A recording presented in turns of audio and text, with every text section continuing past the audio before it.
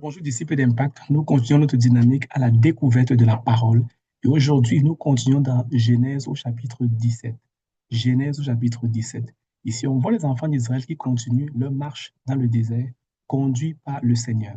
Ils vont commencer à avoir soif. Alors ils vont commencer à se plaindre de ce que Moïse les a entraînés encore une fois de plus dans le désert et qu'ils risquent d'y mourir avec leurs enfants. Face à leur plainte, Moïse va parler à Dieu et on peut le voir à partir du verset 4. La Bible dit que Moïse cria à l'Éternel en disant, que ferai-je à ce peuple encore un peu et ils me lapideront. Il faut dire que le peuple mettait beaucoup de pression à Moïse. Alors le Seigneur va donner une instruction à Moïse. Il va dire à Moïse, prends quelques anciens parmi le peuple, passe en avant du peuple et va jusqu'à la montagne d'Horeb. Moi, je me placerai sur le dessus de la montagne. Tu prendras ta verge, tu frapperas le rocher et l'eau en sortira. Moïse va obéir à la voix de l'Éternel. Il va demander à quelques anciens dans le peuple de le suivre. Ils vont avancer plus rapidement que le peuple. Ils vont se rendre jusqu'à la montagne d'Horeb. Arrivé à la montagne d'Horeb, Moïse va frapper le rocher et puis l'eau va en sortir. Le peuple va être, le peuple pourra alors voilà, se restaurer, boire de l'eau et puis étancher leur soif. Quelque temps plus tard, la Bible dit que Amalek, l'un des rois de l'époque, va venir en guerre contre les enfants d'Israël dans le désert. Or, lorsque ça va arriver, Moïse va donner une instruction à Josué. L'instruction qu'il va donner à Josué ne venait pas de Dieu. Il va donner une instruction à Josué et il va lui dire, tu vas aller dans la vallée combattre Amalek pendant que moi, je reste la montagne et il tente la main devant Dieu pour prier. Ce qu'il va faire. Le récit nous révèle que lorsque Moïse était sur la montagne, il priait et lorsque ses mains étaient élevées, Josué était vainqueur dans la vallée. Mais lorsque ses mains se fatiguaient et qu'il redescendait avec les mains, Josué était perdant. Alors, pour assurer la victoire, Aaron et Hur vont venir tenir les mains de Moïse en l'air et ils vont mettre les pieds pour qu'il puisse s'asseoir afin de s'assurer la victoire. Ils vont procéder ainsi et ils vont finalement avoir la victoire. À la fin de la victoire, Dieu donnera une instruction à Moïse. Il va demander à Moïse de consigner la victoire contre Amalek qui vient d'avoir afin de garder le souvenir de ce que le Seigneur a fait.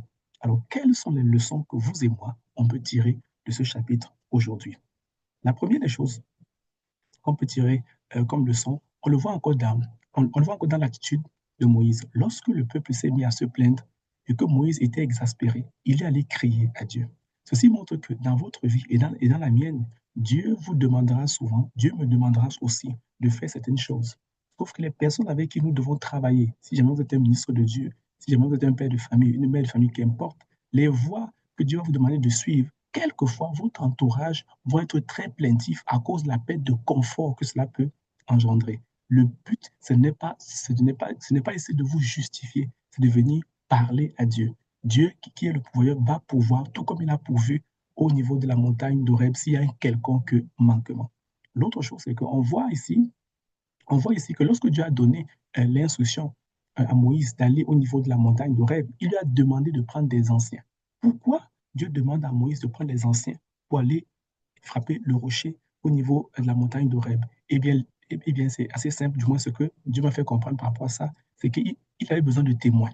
Le peuple s'est plaint, le peuple est plaintif. Il faudrait qu'il y ait des gens dans le peuple qui pourront rendre témoignage de ce que le Seigneur est en train de faire.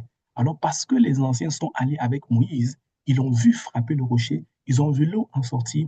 Demain, ils vont pouvoir rendre témoignage au peuple pour leur dire que non, le Seigneur travaille toujours. De la même manière, dans votre vie et dans ma vie, le Seigneur agit très certainement. Mais il est important que le témoignage demeure. Il est important que soit vous et moi, nous prenons la bonne habitude de rendre le témoignage, de raconter aux gens ce que Dieu a fait pour nous, ou encore que lorsque Dieu nous donne l'opportunité d'être acteur de cela dans nos vies, qu'on invite d'autres personnes qui pourront redonner la gloire à Dieu. Cela est utile parce que plus tard, cela va convaincre les cœurs par rapport à plusieurs choses. Par rapport à plusieurs choses. Je vous donne une pratique. Vous pouvez être en train de prier pour quelqu'un. Le Seigneur met à cœur de prendre l'autorité en vous appuyant sur les textes bibliques, de prier pour que la personne soit guérie et après de lui demander si jamais elle ressent encore de la douleur. Quelquefois, on a peur de poser des questions parce qu'on a peur du résultat. Si elle nous dit qu'elle ressent encore la douleur, on a peur d'être amoindri. Non, au contraire, le fait de le faire démontre notre foi et souvent Dieu passera par des événements comme celle-là justement pour glorifier son nom parce que lorsqu'il il le fera souvent en public et il y aura plusieurs témoins qui pourront ensuite traduire cela dans d'autres sphères.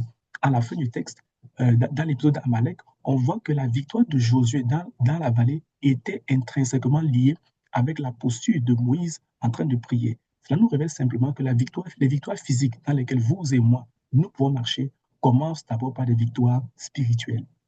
Si spirituellement, on est vaincu, alors physiquement, on le sera, même si on applique des lois, même si on applique des stratégies. Mais si sur le plan spirituel, on est vainqueur, alors il y a de très fortes chances que sur le plan naturel, nous le soyons aussi. Autrement dit, dans nos combats, dans nos défis que nous rencontrons, quel que soit le défi, que ce soit au niveau de la famille, des études, de l'école, d'un dossier, qu'importe, commencez d'abord à aller chercher gain de cause au niveau spirituel. Si vos mains sont élevées, vos cœurs crient à Dieu et le Seigneur entend votre prière, alors dans la sphère naturelle, lorsque vous aurez déposé votre offre d'emploi quelque part, lorsque vous aurez frappé à une porte pour avoir du soutien, parce que vous aurez acquis cela dans l'invisible, elle se manifestera.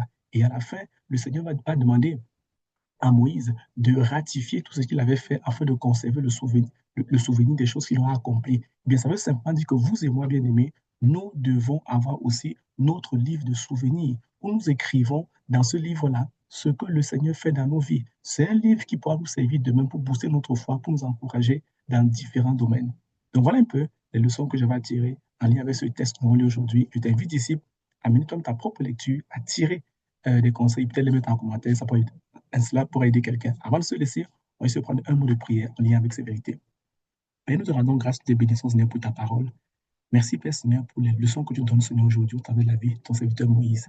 Accorde-nous la grâce, Père, nous aussi à son exemple, de ne pas, Seigneur, nous plaindre face, Seigneur, aux réticences des uns et des autres autour de nous, mais d'apprendre, Seigneur, à revenir à toi afin d'obtenir, Seigneur, la leçon, Seigneur, convenable. Père, aide-nous, Seigneur, également par ton esprit, à commencer tous nos combats dans la prière. Non pas dans les stratégies, Seigneur, purement, Seigneur, humaines, Seigneur, naturelles, mais de commencer, Seigneur, toujours, Seigneur, dans la prière. Afin, Seigneur, aide-nous, Seigneur, à mettre en pratique dans nos vies ce livre de souvenirs où nous raconterons tes exploits dans nos vies. Livre, Seigneur, qui aidera, Seigneur, non seulement, Seigneur, à booster notre foi dans les moments difficiles, mais aussi, Seigneur, à communiquer aux futures générations les bienfaits que tu auras fait dans nos vies personnelles, dans la vie, Seigneur, de la famille, Seigneur, que nous formons. Merci, Père, pour ta parole. Nous te bénissons. Bénis mon frère et ma soeur qui écoutent, Seigneur, cela et accorde la grâce de les mettre en pratique. Au nom de Jésus, la seule gloire de ton nom. Amen. Alors, disciples, à la prochaine vidéo. On est ensemble.